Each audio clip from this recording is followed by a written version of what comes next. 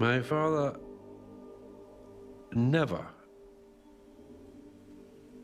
to any of us, his children, ever discuss that expedition. Occasionally, an odd statement came out, but he never let us read his diaries when he was alive. They were locked up.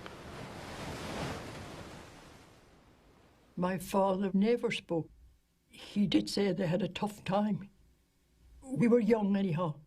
We were a bit too young to listen to him. But apart from that at all, I never heard him speak much about it.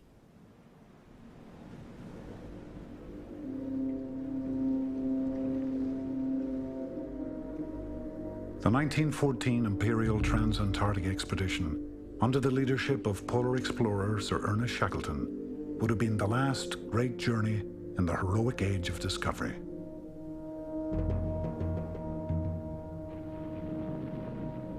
It was a daring scheme. A small party was to cross the Antarctic continent for the first time. According to legend, Shackleton announced the expedition in a now famous advertisement. Men wanted for hazardous journey, small wages, bitter cold, long months of complete darkness, constant danger, safe return doubtful, honor and recognition in case of success, Ernest Shackleton. My grandfather, Colonel Ord-Lees, was always looking for an opportunity to do something exceptional, and such an ad would have been catnip to my grandfather. He couldn't resist it. Chippy McNish saw an advertisement in the paper looking for men to go to Antarctica, and he said he might not return. So he went and seen about it and got it. 5,000 men, from sailors to Cambridge-educated scientists, responded. Like Ernest Shackleton himself, they were drawn by hopes of adventure and glory. I had a dream when I was 22 that someday I would go to the region of ice and snow and go on and on till I came to one of the poles of the Earth.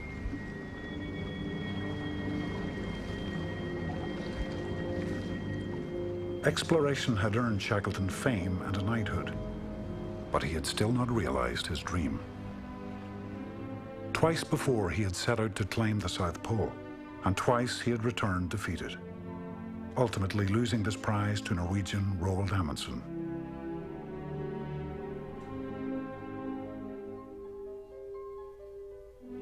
Shackleton's new venture captured the British imagination. Not all, however, were impressed. First Lord of the Admiralty, Winston Churchill, for one, viewed the famous explorer as a mere adventurer and dismissed his latest project. "Enough life and money has been spent on this sterile quest," he wrote. "The pole has already been discovered. What is the use of another expedition?"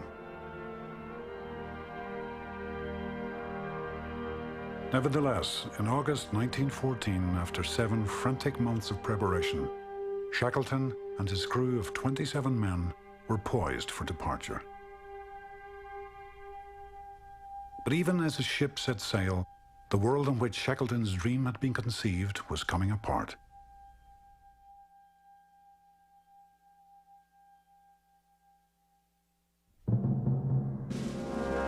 World War I broke out in Europe. Shackleton offered his ship and men to Britain's war effort. The Admiralty declined the offer in a single word: proceed.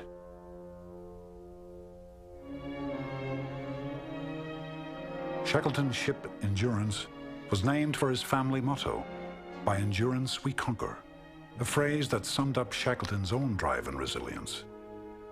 He was determined not to repeat earlier mistakes that had cost him the prize of the South Pole. Following the successful Norwegians, Shackleton brought along 69 Canadian sled dogs.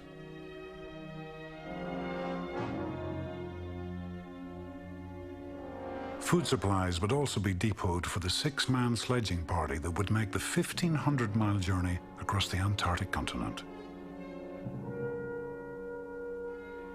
Shackleton's own ship would approach Antarctica from the ice-strewn waters of the little-known Weddell Sea.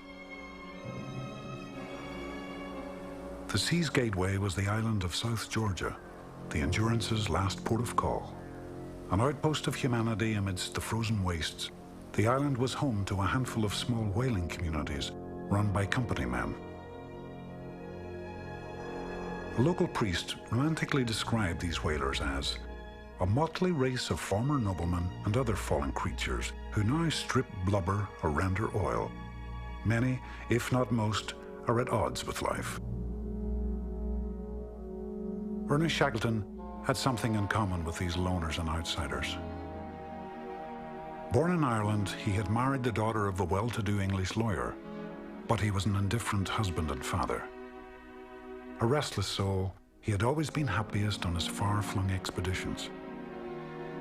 He once wrote to his wife, "Sometimes I think I am no good at anything but being away in the wilds."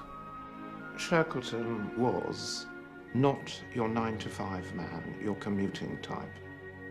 He wanted to be a great man. He was searching for greatness, for reputation. And in a sense, I think he would have stuck at nothing to achieve fame and fortune.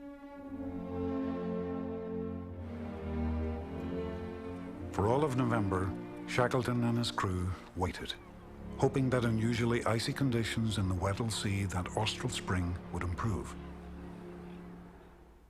Expedition photographer Frank Hurley began his record by capturing images of exotic wildlife for an eager British audience. The sale of film and photo rights had been crucial to financing the costly venture.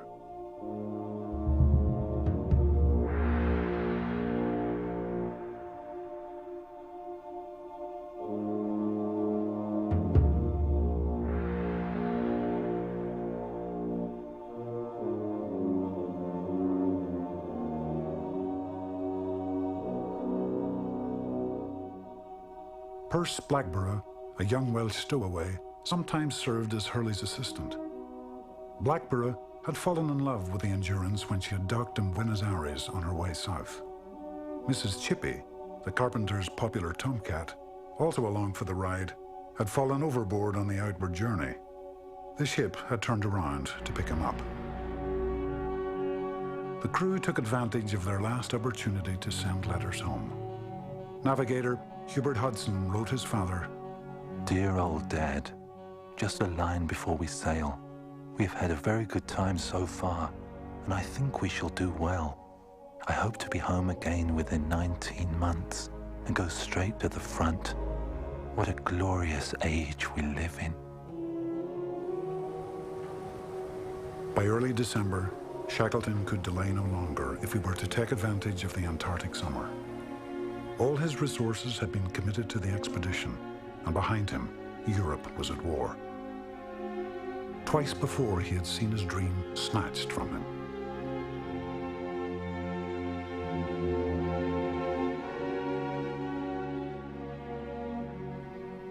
He was now 40 years old, and this was his last chance.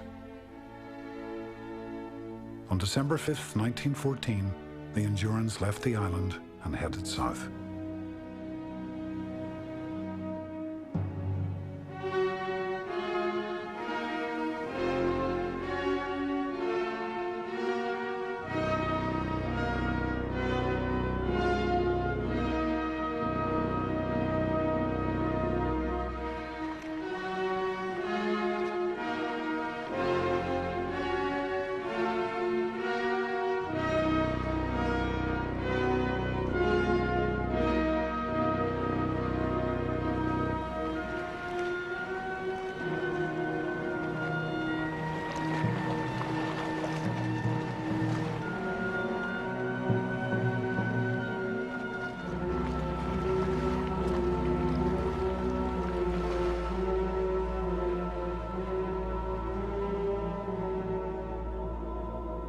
On the third day, they encountered the enemy.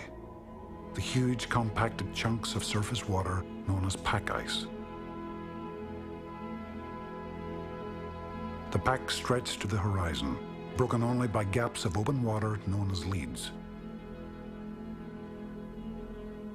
The challenge would be to navigate the shifting 1,000-mile tangle of leads all the way to the continent.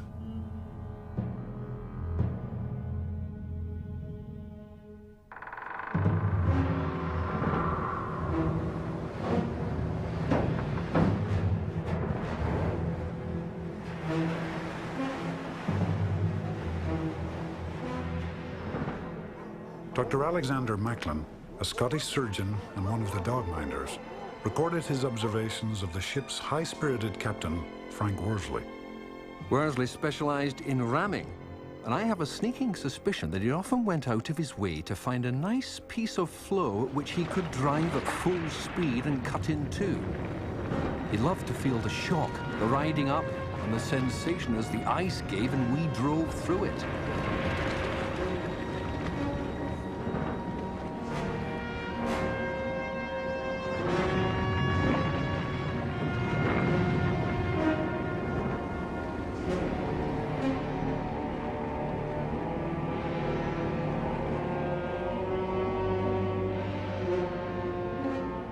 Some days the ship was held up by ice. On others, she made long runs in open water.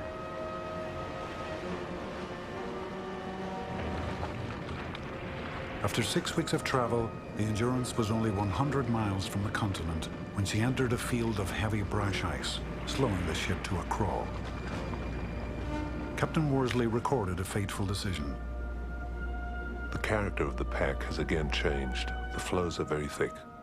We cannot push through except with a very great expenditure of power. We therefore prefer to lie to for a while to see if the pack opens at all when this northeast wind clears.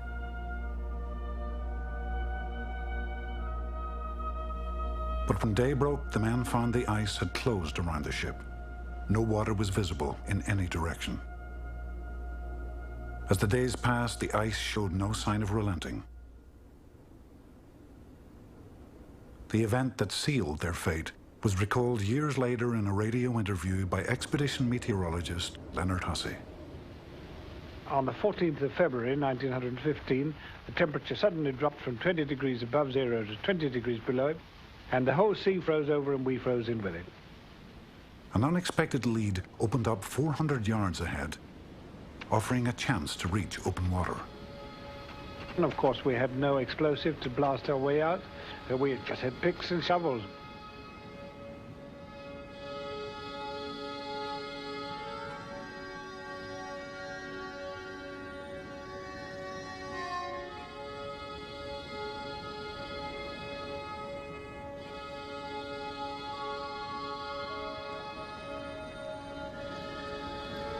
For 48 hours, the men attacked the ice.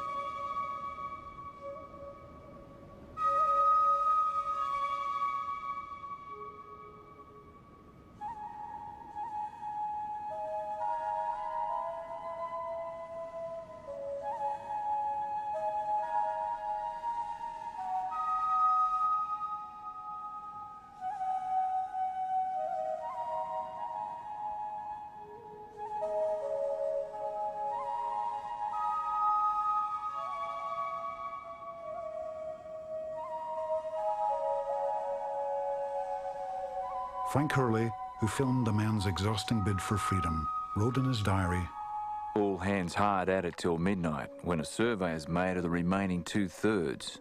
It is reluctantly determined to relinquish the task, as the remainder of the ice is unworkable."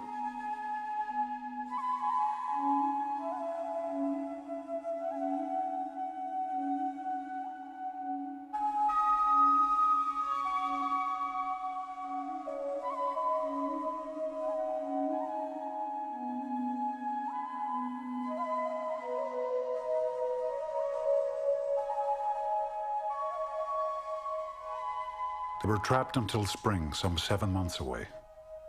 Beyond even radio contact, no one in the world knew where they were. They had been thwarted only one day's sail from their destination.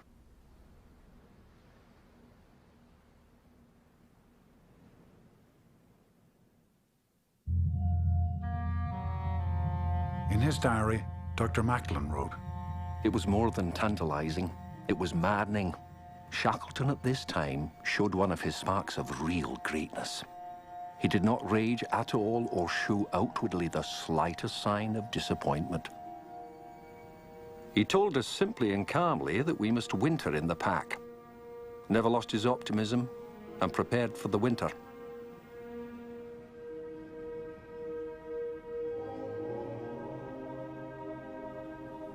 Optimism was at the very core of Ernest Shackleton's personality. Known to all as the boss, he was a born leader who was from his youth driven by a romantic quest for adventure. At 16, he had shipped out as a cabin boy. By 24, he was certified as a master in the Merchant Marine Service. Shortly after, he was chosen as an officer on Robert Falcon Scott's historic first voyage. There, he saw tensions flare among men of different personalities and classes, thrown together in close quarters, and watched as morale eroded under Scott's inadequate leadership. Shackleton knew he could do better.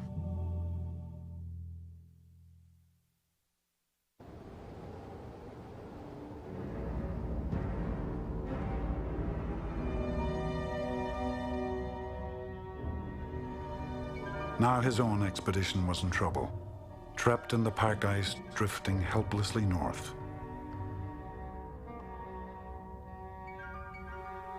The crew restless.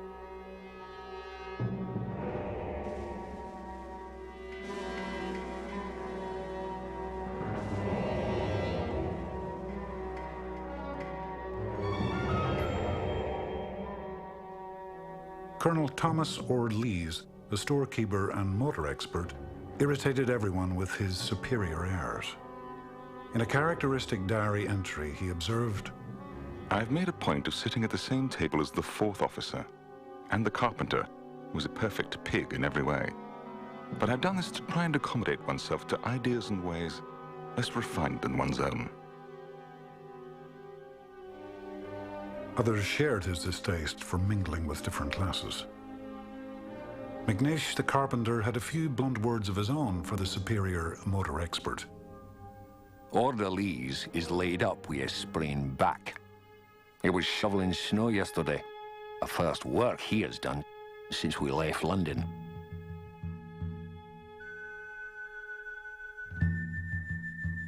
Shackleton insisted the men keep to a strict daily routine and carefully monitored their morale.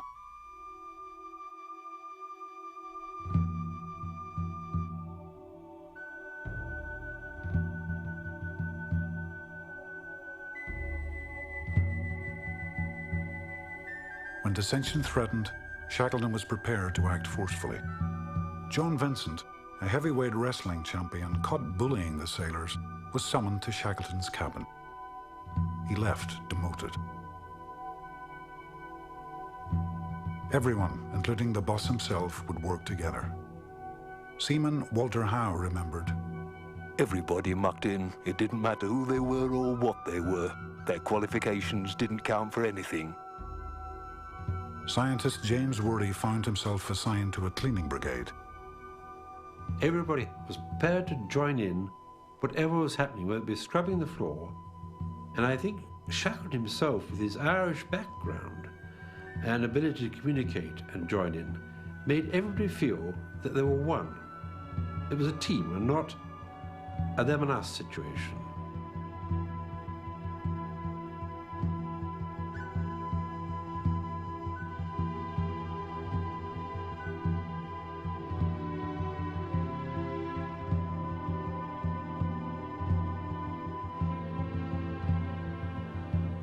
He also communicated to his men that he put them above the object of the expedition. The object was great, but they were more important. Second in command, Frank Wild, had been with Shackleton in 1909 when the boss, running out of supplies, gave up the pole in order to save his party from certain death. Wilde had watched him turn back just 97 miles short of the prize. One night, with both men close to starvation, Shackleton had forced upon Wilde a biscuit from his own meager rations. Wilde recorded, "I do not suppose that anyone else in the world can thoroughly realize how much generosity and sympathy was shown by this. I do. By God, I shall never forget it."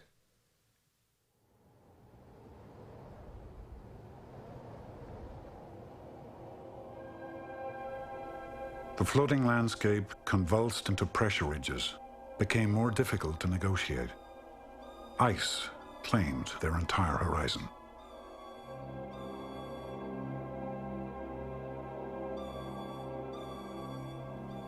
As they drifted, Shackleton was mindful of the fate of the ship Belgica. She also had been frozen for a winter on the pack, and her crew had succumbed to infighting and ultimately insanity.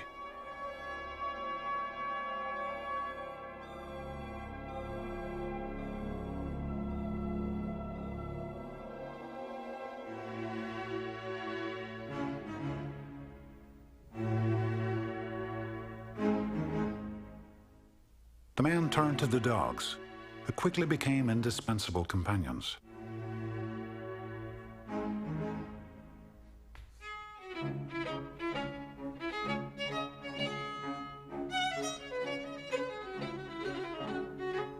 Hurley recorded, "A few words about my dogs. Shakespeare, alias as Tachko, the Holy Hound and Bug Whiskers, is a magnificent animal, somewhat resembling an English sheepdog. He is a noble creature, dignified in gait, master of the team in battle, and a leader in canine sagacity. A good leader will ferret out the best track through rough and broken country, will not allow fights in the team or indulge in capricious antics. A team of 9 dogs can haul about 1,000 pounds. My team is one of the best."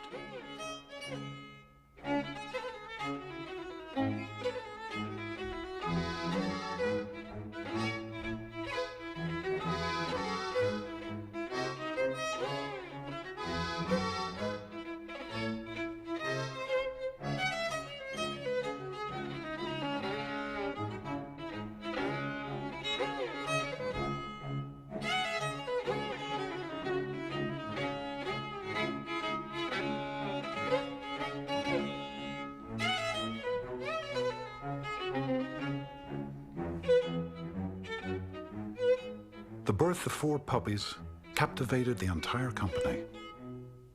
Tom Green, tough sailor that he was, became their adopted father.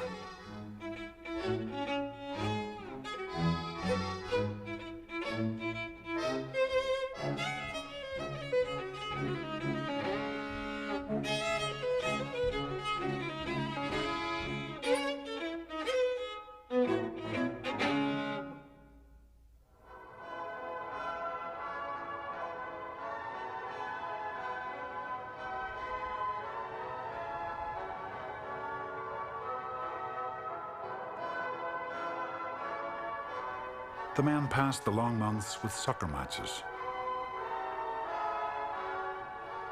with theatrical evenings,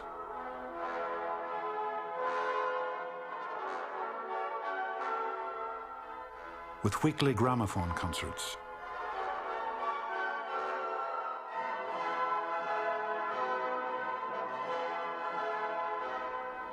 and a memorable haircutting tournament. McNeish recorded, "We do look a lot of convicts, and we are not much short of that life at present, but still hoping to get to civilization someday."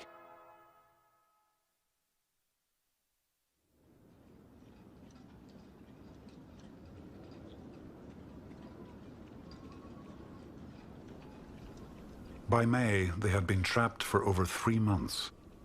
The sun disappeared beneath the horizon, leaving days dark as night until the end of winter. The neat piles of sledging supplies mocked Shackleton's ambition and the dreams of his men.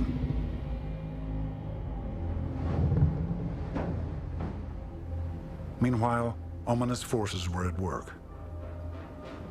Ice, their old enemy, menaced the helpless ship. Under pressure of the tightly congested pack, huge blocks of ice buckled into ridges, threatening to crush her.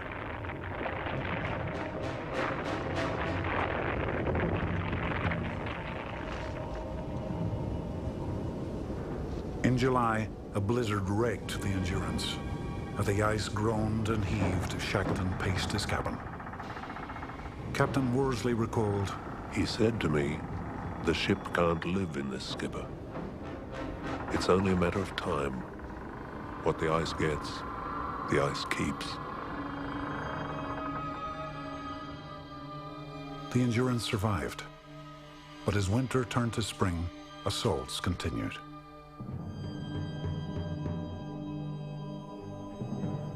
In an interview 40 years later, sailor Walter Howe still remembered the ship staggering under the blows. The ice got her under the starboard quarter and lifted her bodily, as it were. And then she listed very heavily to port. And the timbers began to crack and groan. Did you hear the timbers going as the ice tightened? Oh, you couldn't avoid it. It was there like heavy fireworks and blasting of guns.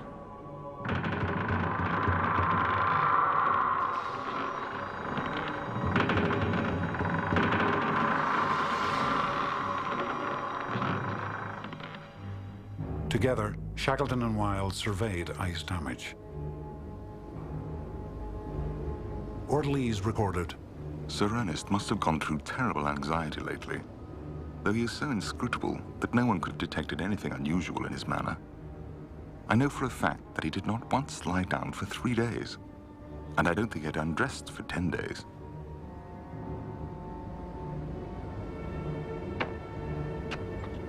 Tirelessly, the men worked to cut the ice away from the ship. Even the usually stoic McNish was shaken. He wrote, "There were times when we thought it was no possible the ship could stand it. Everyone got our warm clothes put up in as small a bundle as possible. I have placed my loved one's photos inside Bible." In late October, the ice struck with renewed force, opening planks of the starboard side. Water flooded the hold. All hands manned the pumps for 3 days and nights to save the Endurance. Hurley wrote, "The ship groans and quivers, windows splinter, while the deck timbers gape and twist. Amid these profound and overwhelming forces, we are the absolute embodiment of helpless futility."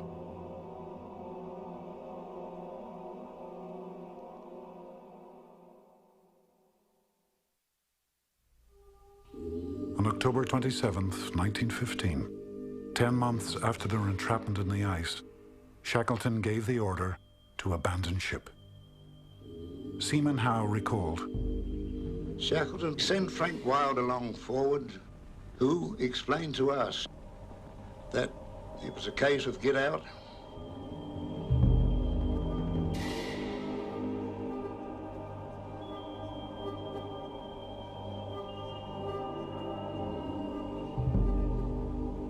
Previously, Sir Ernest had probably seen the red light, and sledges were packed with as much stores as possible.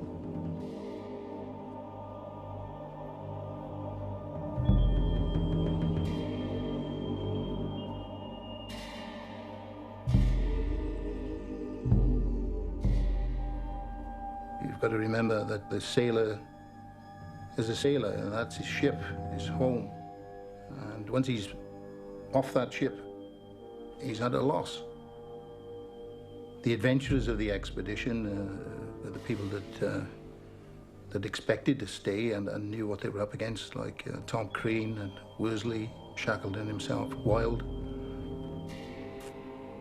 They adapted a little bit easier, although it was still tough.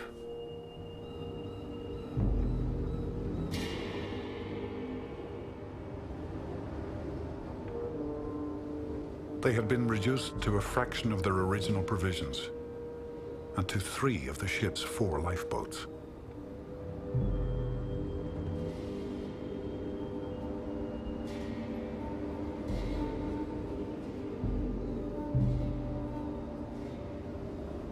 was minus 15 degrees Fahrenheit. Tents and clothing had been salvaged, but there were not enough fur sleeping bags to go around. William Begwell, an American sailor, recalled the lottery Shackleton arranged. There was some crooked work in the drawing, as Sir Ernest, Mr. Wilde, Captain Worsley, and some of the other officers all drew wool bags. The fine, warm fur bags went to the men under them.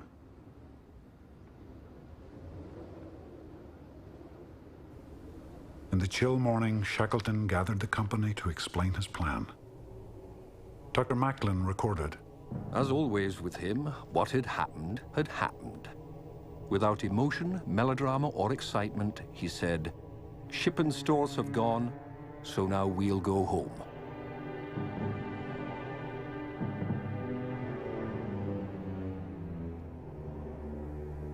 This calm front belied the night Shackleton had passed pacing the ice alone. The thoughts that came to me in the darkness were not cheerful. The task now was to secure the safety of the party. And to that, I must apply every bit of knowledge that experience of the Antarctic had given me. There is nothing that can crush a man as to see his dreams crumble to the dust. But on the other hand, he realized if the one goal had disappeared, we'll have another one. And so, if I can't cross the continent, I'm going to bring all my men back alive. Because you mustn't forget that polar exploration was littered with dead bodies. This almost fanatic, well, it was a fanatic desire to bring his men back alive. This then became the driving force. It was the only thing he cared about. That change from aiming to attain what you had set out to extricating yourself from defeat is a strain that has broken many a man. It did not break Shackleton.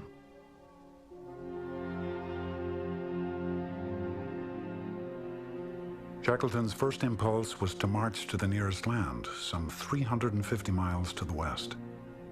The men were allowed 2 pounds of possessions each, with few exceptions. Hussey was allowed to keep his banjo, which Shackleton called vital mental medicine. But there could be no extra mouths to feed. On Shackleton's orders, 3 puppies and Mrs. Chippy were shot.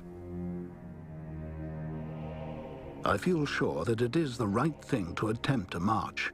If we can make 5 or 7 miles a day, our chance of reaching safety will be greatly increased. It will be much better for the men to feel they are on their way to land than to sit down and wait.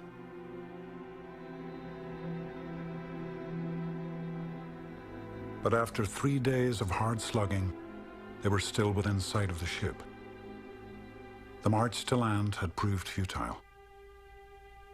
Now there was nothing to do but watch and wait.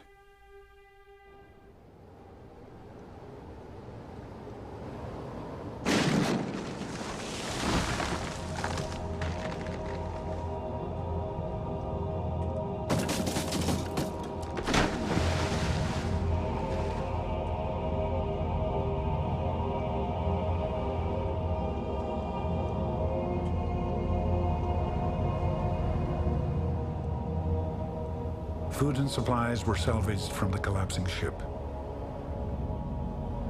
The men scoured her broken deck, retrieving what they could and hauling it back to camp. Frank Hurley conducted a salvage operation to his submerged stockroom. He wrote, "During the day, I hacked through the thick walls of the refrigerator to retrieve the negatives stored therein. They were located beneath 4 feet of mushy ice. And by stripping to the waist and diving under, I hauled them out."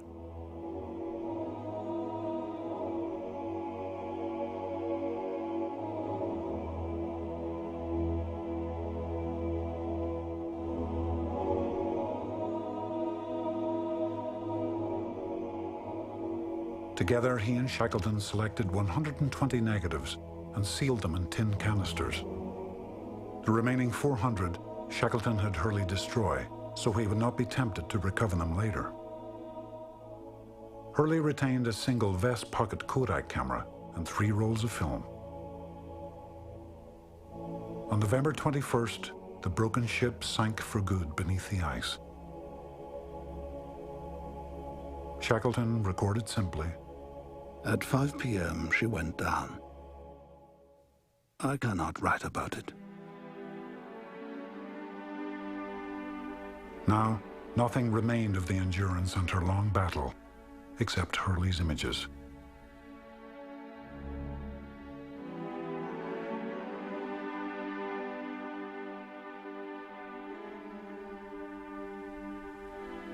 Once the ship had gone, so my grandfather, I know, felt not at ease on the ice. It was a new thing. I mean, he'd seen snow as a kid, but never set foot on an iceberg like that. So it was a new ball game, so to speak. In their minds was, like any human being, I think, are we going to get out alive?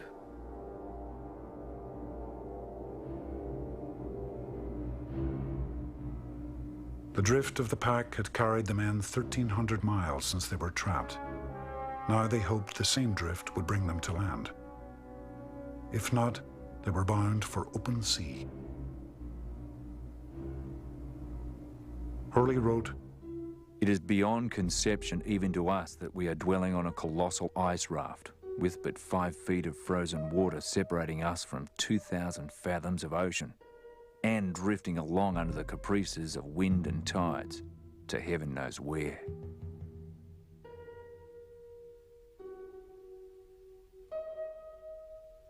Timbers from the ship were used to build a new home, Ocean Camp. The wheelhouse became the new galley. Hurley ingeniously converted part of the ship's boiler into a stove, which was fueled by penguin skin and seal blubber. A daily routine was established. Hunting for penguins and seals became the main activity.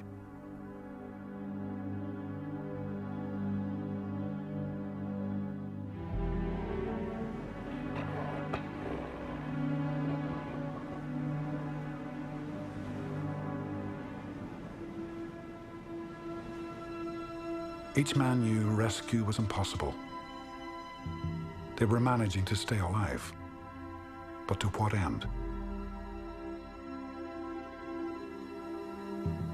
They had a pretty miserable time on the ice. But having said that, in the end, at every turn, Shackleton's enemy was not the ice, but it was his own people, in the sense it was their morale. That was the foe. He had to prevent their morale from crumbling. The ice was nothing. Anybody can deal with the ice, but to deal with the human spirit, that is very difficult.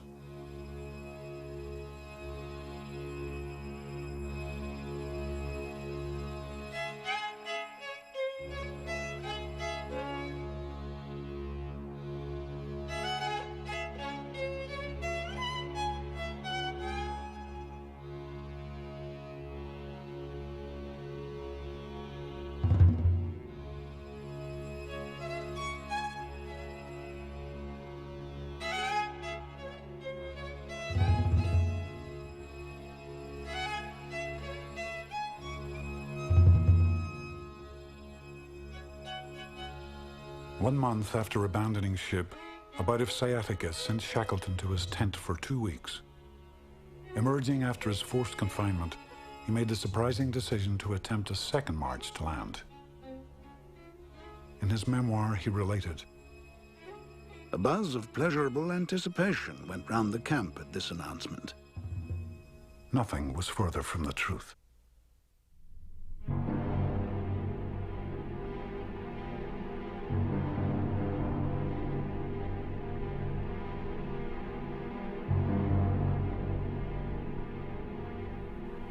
Again, the men dragged the loaded lifeboats weighing more than a ton apiece, hacking their way through pressure ridges that obstructed their passage.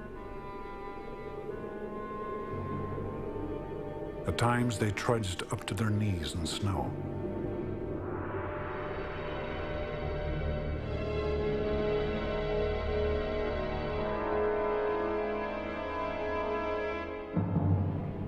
On the fourth day, McNish dug in his heels. Earlier, the carpenter had proposed to build a sloop from the wreckage of the Endurance. Shackleton had rejected the plan. Now McNish openly rebelled and refused to continue. His duty to obey orders, he asserted, had ended with abandonment of the ship. Chippy was a man who didn't like being told what to do. You know what I mean?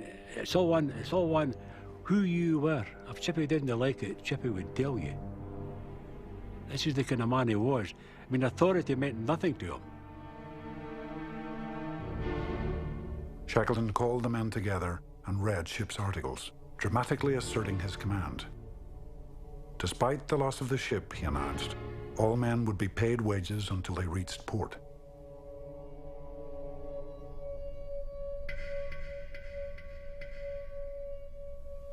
McNish backed down. Mutiny was averted. No leader on the edge of survival can tolerate the least threat to his authority. And Shackleton, in fact, was prepared to shoot the carpenter if necessary, and he would have been justified because there was a hidden danger here that the carpenter was only voicing the opinions of 2 or 3 other members of the crew, and more for all we know. And had this not been crushed immediately, the whole party would have disintegrated. 2 days after the standoff with McNish, Shackleton was forced to realize his own error. He called a halt to the march. In his diary, Shackleton wrote, "Turned in but could not sleep. I'm anxious. Everyone working well except the carpenter. I shall never forget him in this time of strain and stress."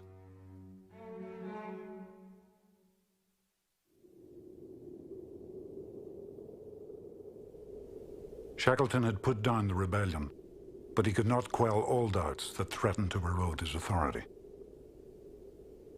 A week of back-breaking effort had left his men worse off than before. Precious equipment had been left behind.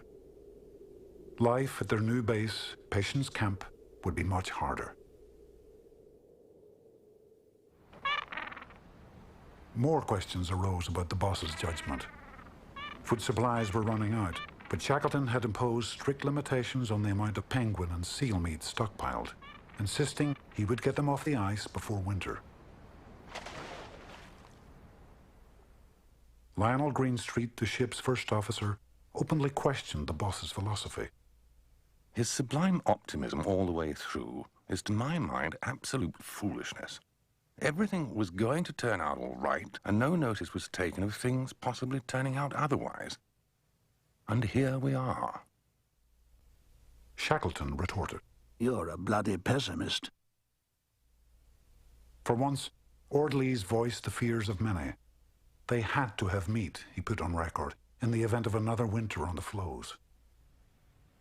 It was important to have, just like ammunition, to have supplies. And the famous statement of Wellington, wasn't it, that the army marches on its stomach? That seemed to him to be elementary.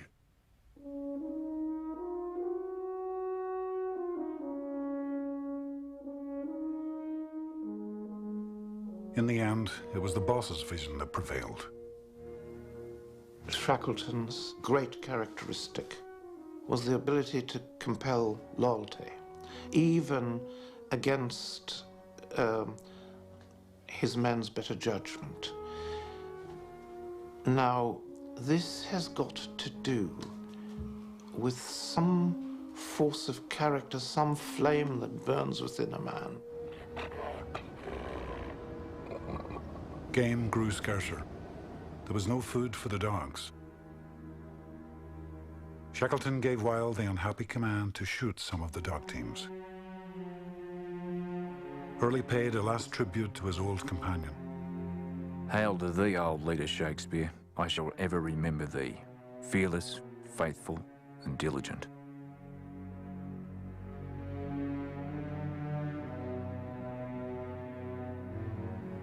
Within weeks, the remaining teams were shot, and this time, eaten. McNish wrote, Frank Wilde shot the last of our faithful dogs, of which we kept the 5 young ones for food. Their flesh tastes a treat after living so long on seal meat, and this last 14 days on almost nothing.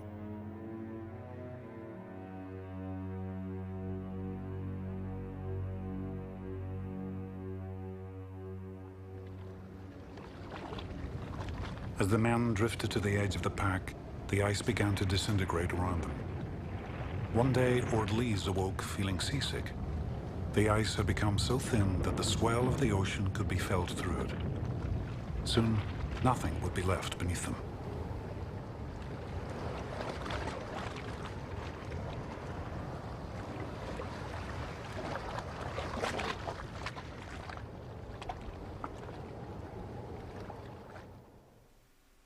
Finally, Shackleton felt that they had to get onto their boats and make for an island to escape from the ice. The problem then was, where were they going to go? And there's an intriguing collection of island silhouettes which Worsley took with him, so that when they saw a bit of land, they knew where they were. Because otherwise, how do they know what they're going to see? Their navigation, however brilliantly it was done, was primitive. And they embarked on this boat journey from the ice,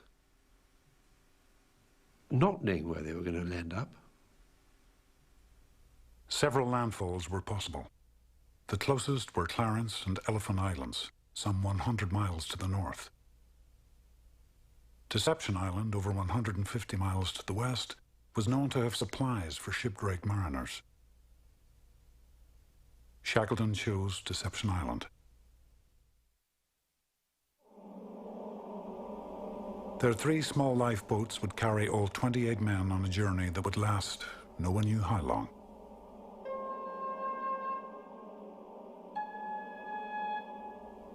Sailor William Bagwell recalled the landmark day of departure. Our first day in the water was one of the coldest and most dangerous of the expedition. The ice was running riot. It was a hard race to keep our boats in the open leads. We had many narrow escapes from being crushed when the larger masses of the pack would come together.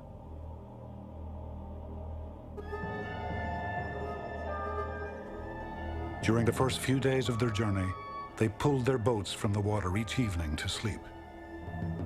Without the movie camera, and with little film to spare, it would be left to expedition artist George Marsden to record their tenuous camps on the drifting ice.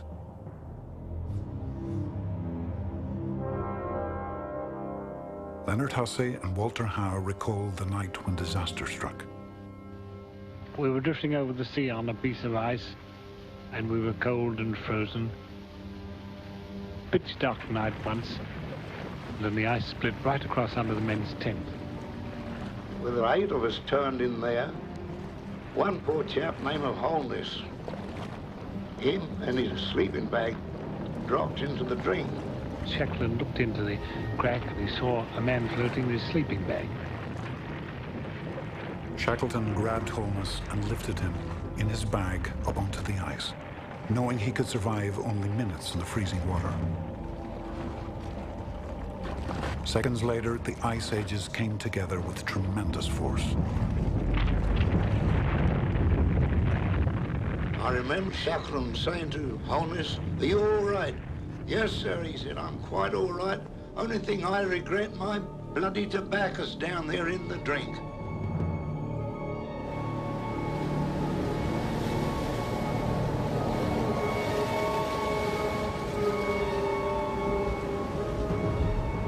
Shackleton recorded, "Constant rain and snow squalls blotted out the stars and soaked us through. Occasionally the ghostly shadows of silver, snow and fulmer petrels flashed close to us. And all around we could hear the killers blowing, their short, sharp hisses sounding like sudden escapes of steam."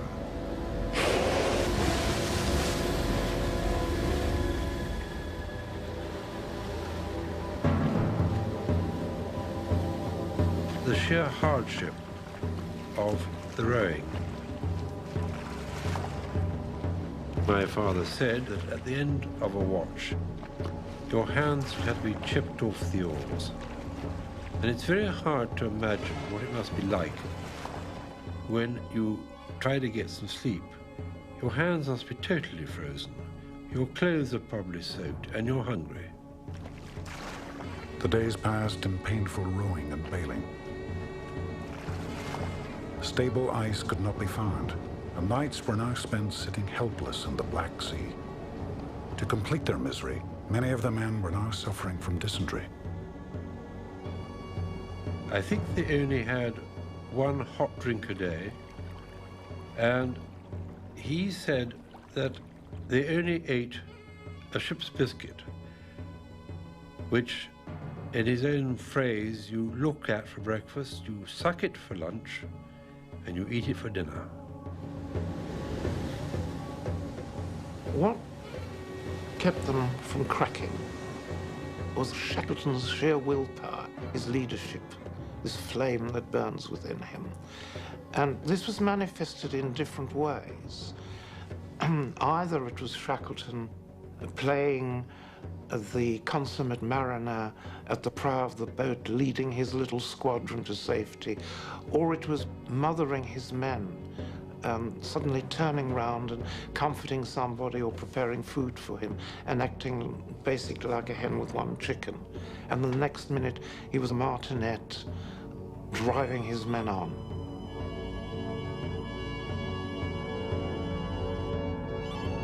It's hard to imagine, and yet they probably were seeing things of great beauty on that journey.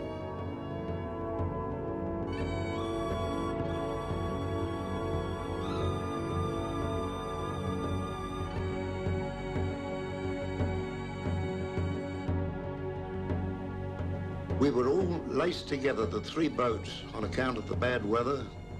And during the night, several whale, I don't know what species, were blowing around us. And had they gone over one of our tow ropes, the three boats would have certainly disappeared. And also us. For days and nights, with no sleep, the helmsman manned the tillers. When Worsley was relieved of his shift, he had to be laying on the boat and opened slowly from his crouching position like a jackknife.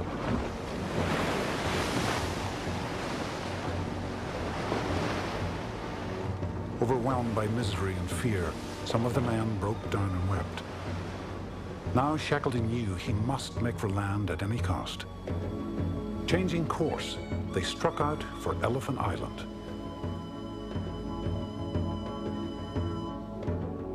On the evening of the 6th day, the skies to the northwest darkened and a gale swept down.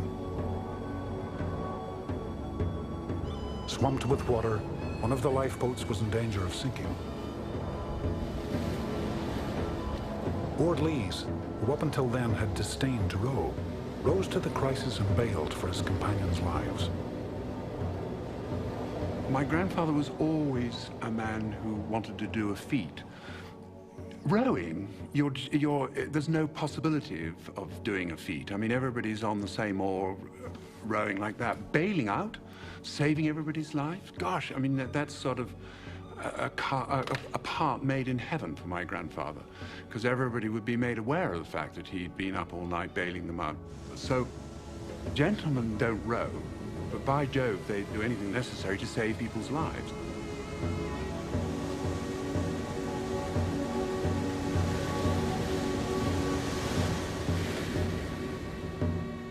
When dawn broke, Shackleton recorded, "The weather was very thick in the morning. Indeed, at 7 a.m., we were right under the cliffs, which plunged sheer to the sea before we saw them." Elephant Island. The men had been 7 bleak days at sea and over 5 months on drifting ice. It was a year and 4 months since they had touched land.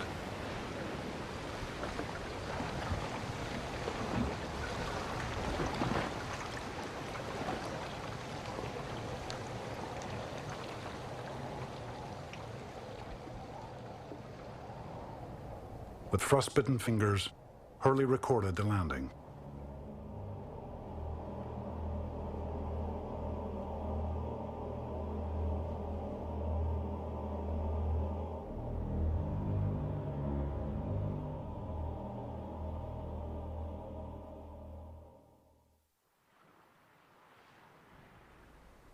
In his diary, Hurley wrote, "Many of the party were emaciated by exhaustion, fatigue and exposure.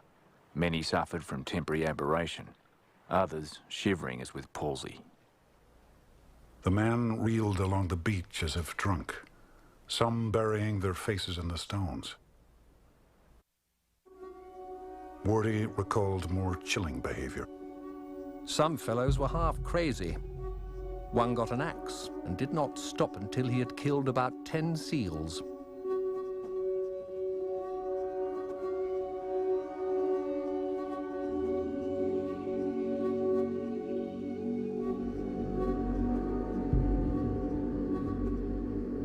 Shackleton ordered food prepared. It was the first hot meal in 3 days.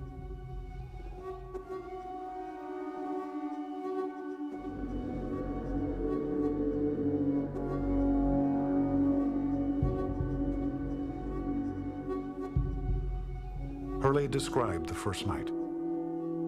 Tents were hastily erected, all turned in, and almost instantly were deep in slumber. How delicious to wake in one's sleep and listen to the croaks of penguins mingling with the sea. To fall asleep and awaken again and feel this is real. We have reached land. Land, such as it was a low sliver of beach that offered no shelter. 2 days later, Shackleton led the men to a second location on the western side of the island. The new campsite was called Cape Wild, after Frank Wild. To the sailors, it was Cape Bloody Wild. The boats landed in sleet and rain. By night, a gale blew up, ripping one of the tents to shreds and blowing equipment out to sea. Men crawled under the boats for shelter and lay shivering in their Burberry tunics as the wind heaped snow upon them. The blizzard raged for 5 days.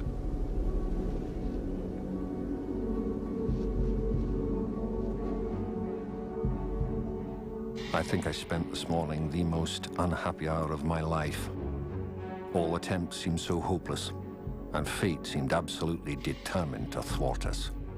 Men sat and cursed, not loudly, but with an intensity that showed their hatred of this island on which we had sought shelter.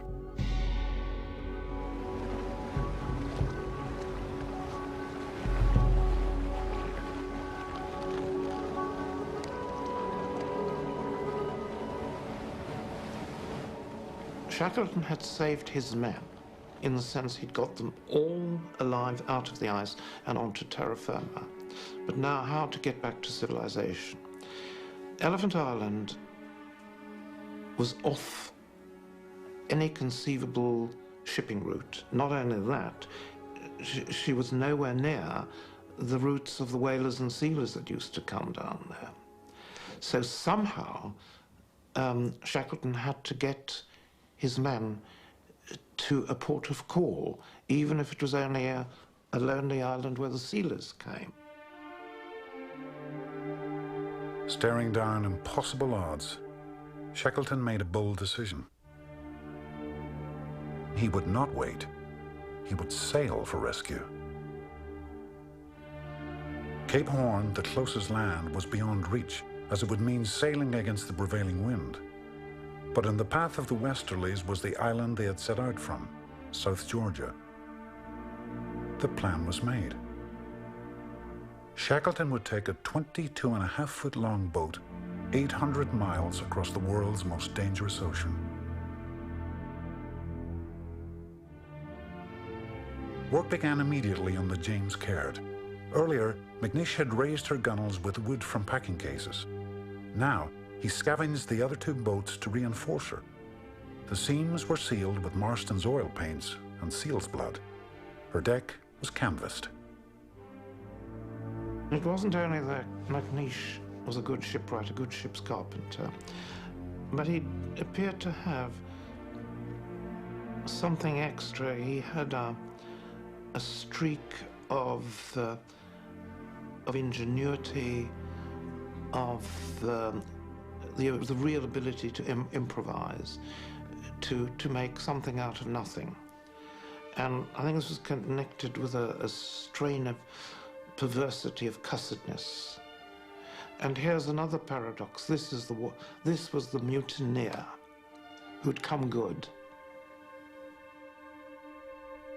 Shackleton chose the strongest and most seasoned sailors for the journey. With the greatest pride, McNeish recorded his own inclusion in the six-man crew. He would be joined by Tom Crean and Tim McCarthy, both Irish sailors and stollards of the voyage to Elephant Island. The demoted boatswain, John Vincent, was also redeemed. Shackleton recognized his strength and skill, the result of his years on fishing trawlers in the brutal conditions of the North Atlantic. Captain Frank Worsley had navigated the boats to Elephant Island. Now he would have to find a tiny speck of land in a limitless ocean. Pacing the shore, he checked and rechecked the chronometer that would be critical to his navigation. Frank Wilde, Shackleton's right-hand man, would be in charge of the men left behind. As the expedition was split for the first time, Wilde's unenviable commission was the care of 21 demoralized, partially incapacitated men on a deserted, wind-wrecked island.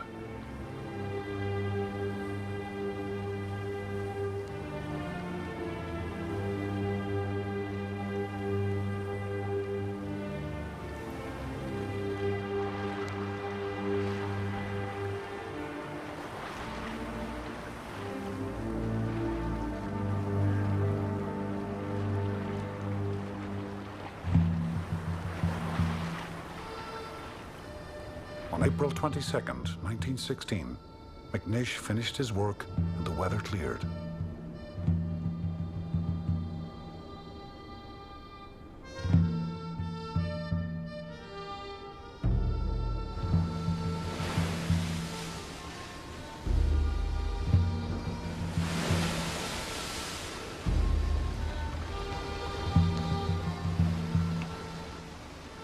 Moored offshore, the Caird was loaded with 2 tons of stone ballast for stability on the towering waves.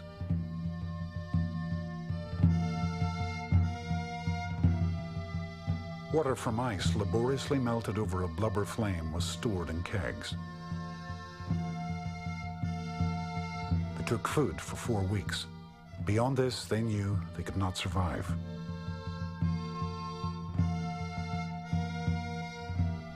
Standing back on the beach, Hurley captured the moment of departure as the men left behind bravely cheered the Caird on her way.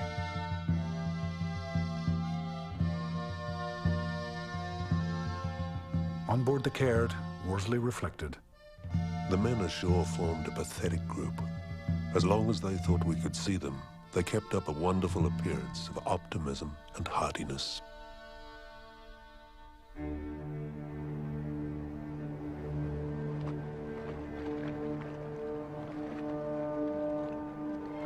Elephant Island receded into the distance as the Caird departed on a day of rare sunshine and calm seas.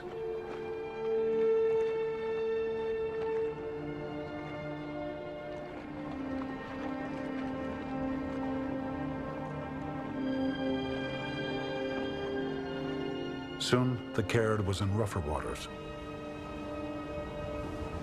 By the second day, the weather had grown severe, and water began pouring into the little boat.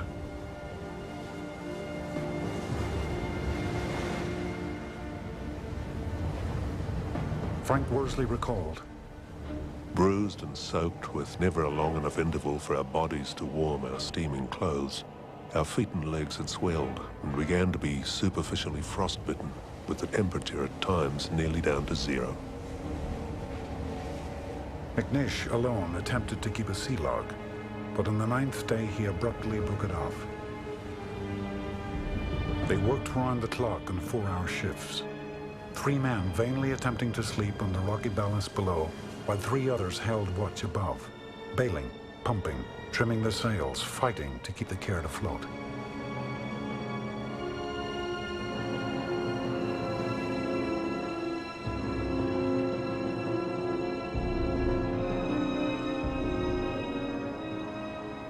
They were in a 22-foot-6 little rowing boat, and it is absolutely staggering, the height of the waves. I mean, there were some incredible waves, and some which might nowadays be called non-negotiable waves, where you'd head up to the top, and you might not even get over the top, and you'd slide back down. So it was an extraordinary journey of survival.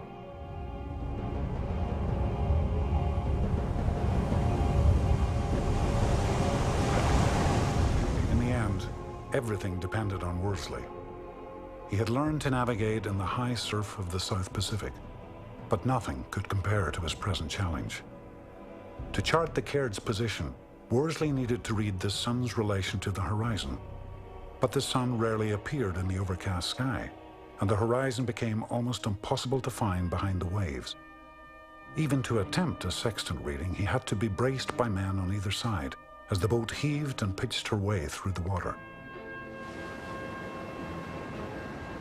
You mustn't forget, every degree mistake you make is 60 miles of latitude, and they only had about 10 miles leeway in 800 miles in order to reach safety.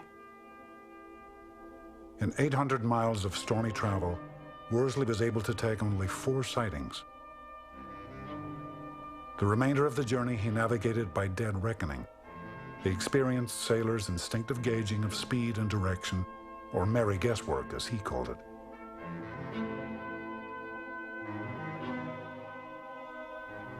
On the 10th day, Worsley believed that they were a little over halfway. He recalled, "Two of the party were very close to death. Shackleton kept a finger on each man's pulse. Whenever he noticed that a man seemed extra cold and shivered, he would immediately order another hot drink to be prepared and served to all. He never let the man know that it was on his account." Vincent's upper lip was torn away by a frozen metal cup. Oh God, it must have been desperate. That's all I could. It must have been desperate. My father's ears, his 2 ears, suffered frostbite. They were like boards. On the evening of May 7th, the 14th day at sea, a piece of kelp floated by. Land was near. Worsley recalled this moment. We looked at each other with cheerful, foolish grins. The thoughts uppermost were, "We've done it."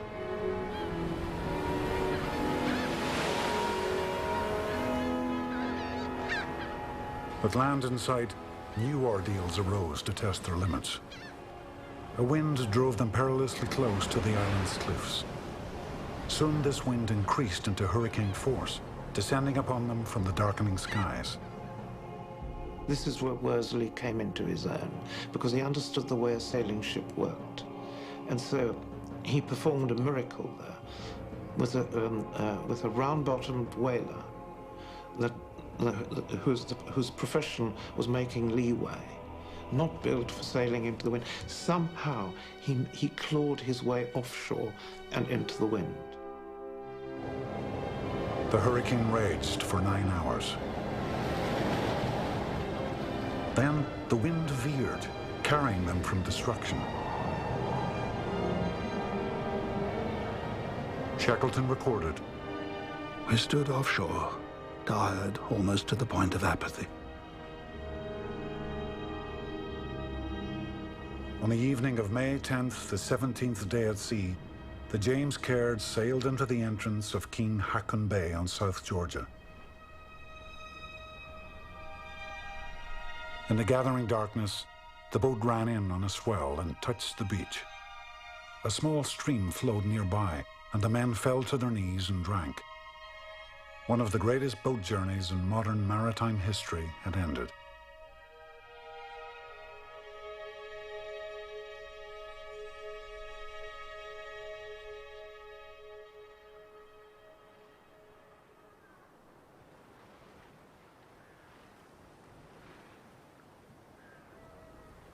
Above them, the hill was green with tussock grass, the first vegetation they had seen in 17 months. McNish recalled, I went on top of the hill and had a lay on the grass, and it put me in mind of old times at home, sitting on the hillside, looking down at the sea.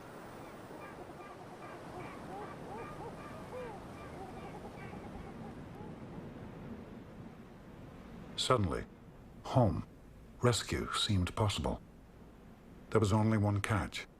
The whaling stations lay on the opposite side of the island. Neither crew nor boat were fit for another sea journey. The island would have to be crossed on foot. It was a terrible setback. I think that most men, under those circumstances, without Shackleton's leadership, they might have collapsed morally there, and therefore not survived.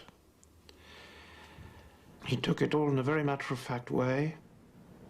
He gave the impression that everything would be all right in the end.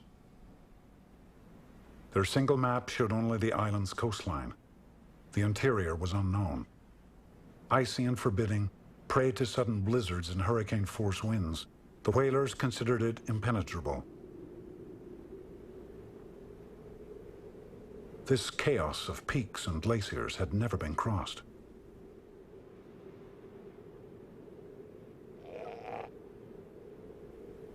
They had just survived 17 days at sea, and their feet were still numb from frostbite. But if rescue were to be made, they had to reach the other side.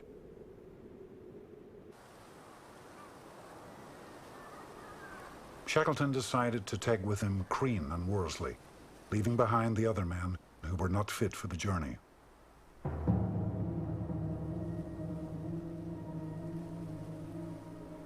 Using screws from the caird, McNish improvised climbing boots. The frost of night would harden the snow, making it easier to cross. But there could be no stopping, or they would succumb to the cold. They were in a race for their companions' lives.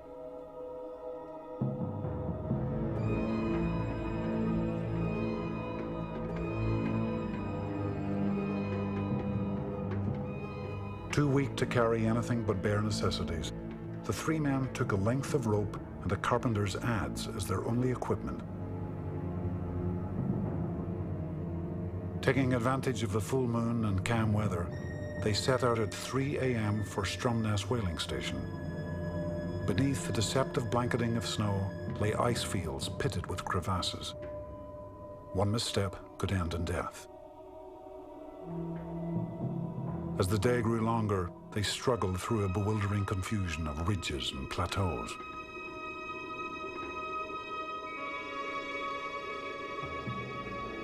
Time after time, they would ascend a summit, only to find a precipice on the other side.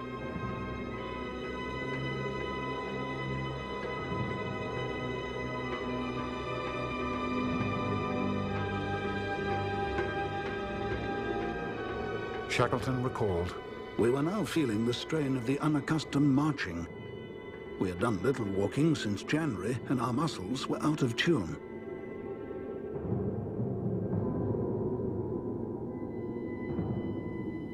By evening, they were again high on a treacherous pass, too steep to climb down.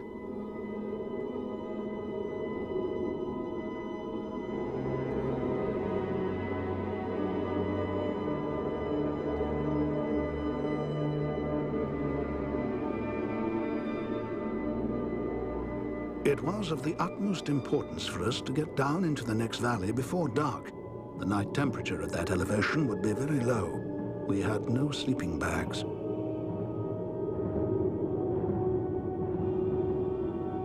Worsley recorded, Shackleton said, "We've got to take a risk. Are you game? We'll slide." Coiling their rope into a pad, they sat down, then pushed off, not knowing what rocks or razor-sharp ice lay in their path. We seemed to shoot into space. Quite suddenly, I felt a glow and knew that I was grinning.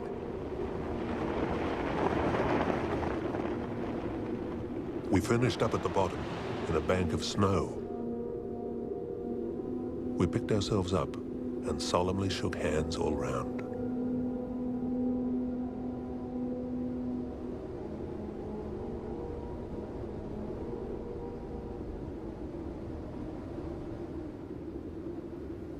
All night into early morning, they marched on. Wrote Shackleton, "At 5 a.m., we were at the foot of the rocky spurs of the range. We were tired, and wind that blew down from the heights was chilling us. I thought we might be able to keep warm and have a rest.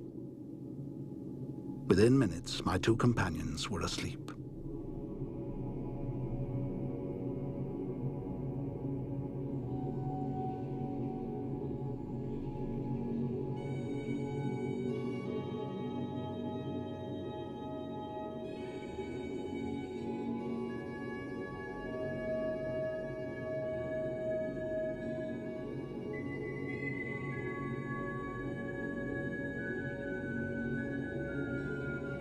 I realized it would be disastrous if we all slumbered together, for sleep under such conditions merges into death.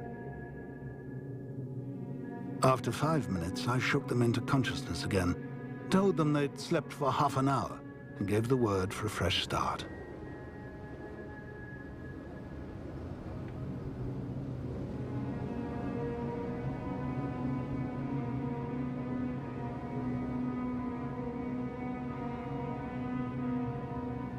By 6:30 a.m., they had climbed a ridge that looked down upon a site familiar from a year and a half earlier, Fortuna Bay. Stromness was around the corner. At 3 in the afternoon on May 20th, Shackleton, Worsley and Crean stumbled into Stromness Station. They had been marching for 36 hours.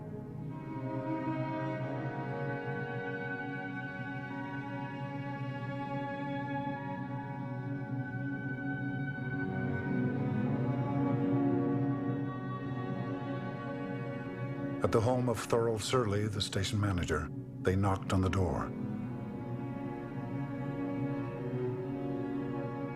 "Who the hell are you?"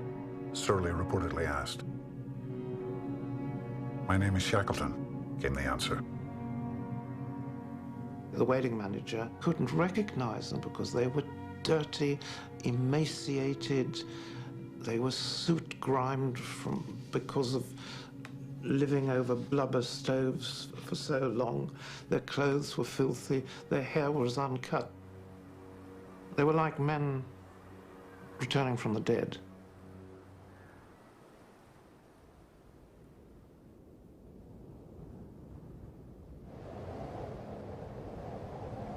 That night, the weather turned.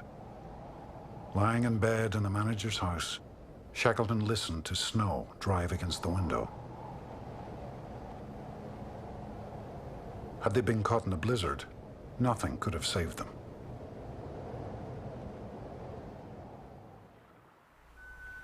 Years later, Shackleton would give a mystical account of the crossing of South Georgia. I know that during that long and racking march of 36 hours over the unnamed mountains and glaciers of South Georgia, it seemed to me often that we were 4, not 3. I said nothing to my companions, but afterwards Worsley said to me, "Boss, I had a curious feeling that there was another person with us."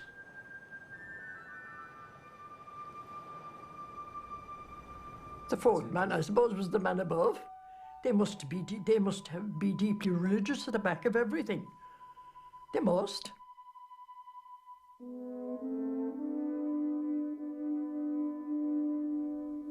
Three days after arriving in Stromness, Shackleton, Worsley and Crean set out for Elephant Island in a borrowed ship. Their 3 companions back at King Haakon Bay were given passages home. 60 miles short of the island, the rescue ship was brought to a halt by their old enemy, ice. There was nothing to do but return. Over the next 4 months, Shackleton made increasingly frantic attempts to get through to his men on Elephant Island. At last, in late August, the Chilean government loaned him a small tug called the Yelcho, and Shackleton, Worsley and Crean set out on their fourth rescue attempt.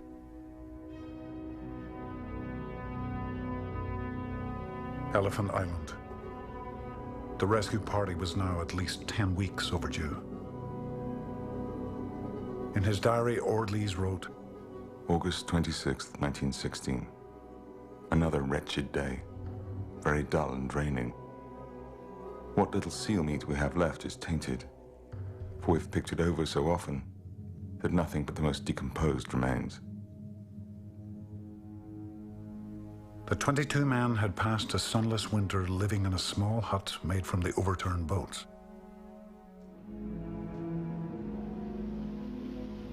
"22 of us lived in a tiny, dark little hut.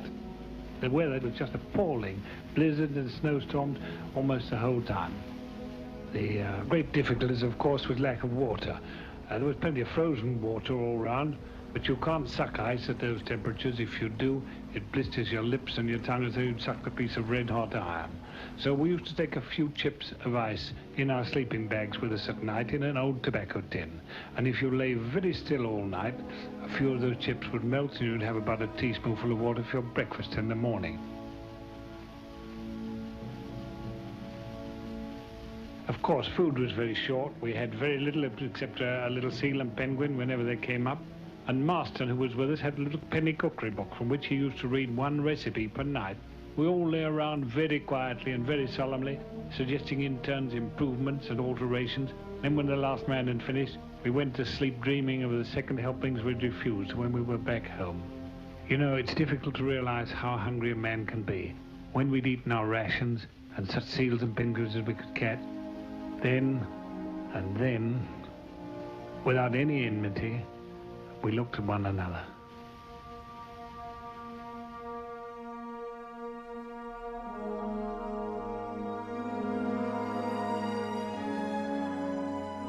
Each day, Wilde roused the company from their bags with the cry, "Lash up and stow, the bus may come today." But by the end of August, even Wilde had given up hope that Shackleton would return. Ordlees summarized the situation. The idea of a ship ever coming now is getting more and more remote, as preparations are being pushed along for sending one of our 2 boats. Wilde and 4 other members are to go in the Dudley Docker and will make their way from island to island of the South Shetlands until they reach Deception Island, about 250 miles away. It is a big undertaking.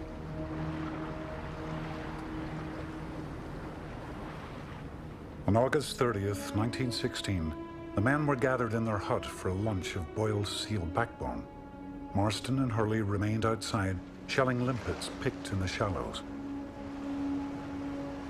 Suddenly, Marston put his head inside the hut. Macklin recalled. Marston burst in asking if it would not be a good thing to send up smoke. Wilde called out to know what was the matter, and Marston replied with the magic words, "A ship!"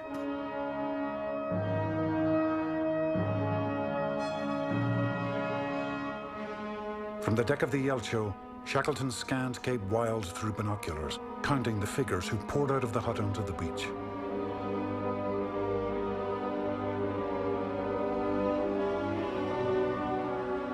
Frank Worsley recalled. 2, 5, 7, and then an exultant shout, "They're all there, skipper. They're all safe."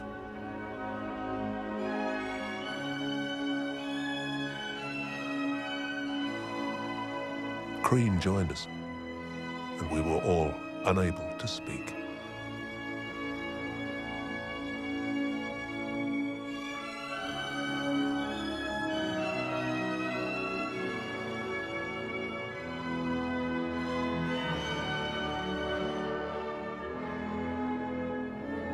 All hands were safe. Not one life had been lost.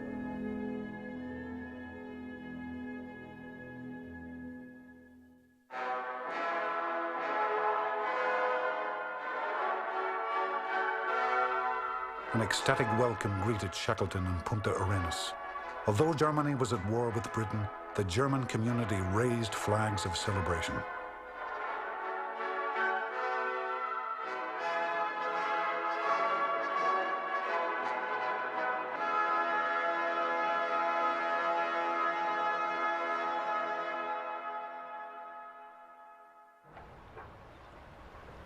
The crew of the Endurance returned to a British nation that little resembled the one they had left 2 years before. When Shackleton and his men had left England, the Great War had just started, and their minds were still in Edwardian England. But when they returned to civilization now, they'd entered the modern world, and the war, as it turned out, was beyond their comprehension. And because of the dreadful carnage on the battlefields in Europe, Shackleton rather disappeared. And in any case, he was the wrong kind of hero for England at the time. The British wanted dead heroes, and they had lots and lots of dead heroes.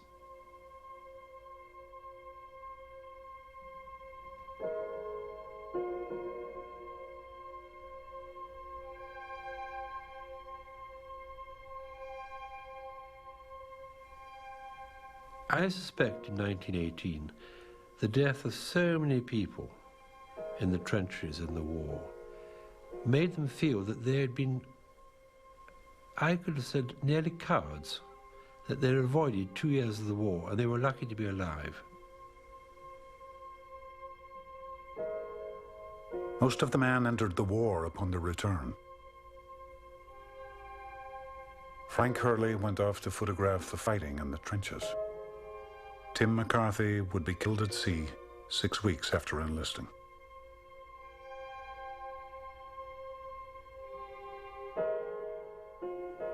McNish emigrated to New Zealand, working on the docks before suffering a crippling injury.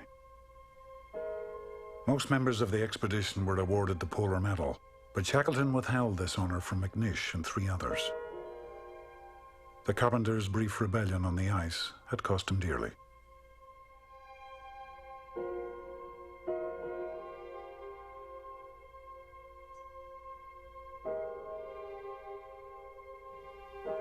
As Shackleton had known, the Endurance expedition had been his last chance at glory.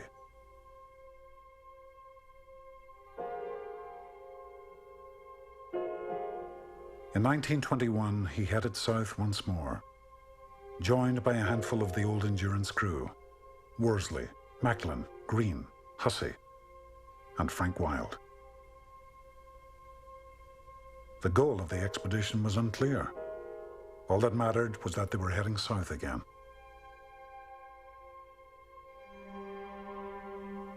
On the evening of his arrival in South Georgia, Shackleton had a heart attack and died.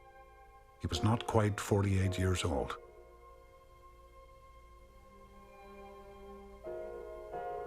At the request of his wife, his men buried him in the island's small whaling cemetery.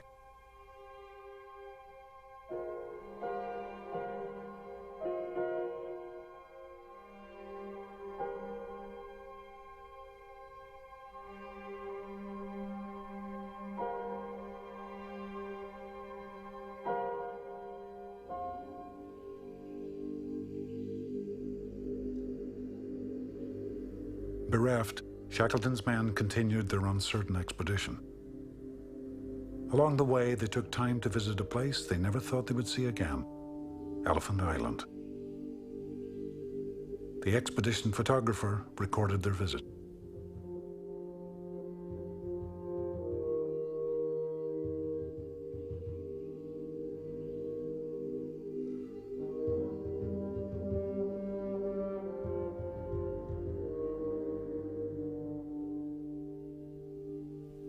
Confronting the sight of their dark winter, they were overcome with unexpected nostalgia. Macklin. We have stood gazing with binoculars, picking out and recognizing old familiar spots. Ah, what memories. What memories. They rush to one like a great flood and bring tears to one's eyes. And as I sit and try to write, a great rush of feeling comes over me and I find I cannot express myself. Once more I see the old faces and hear the old voices. Old friends scattered everywhere. But to express it all, I feel, is impossible.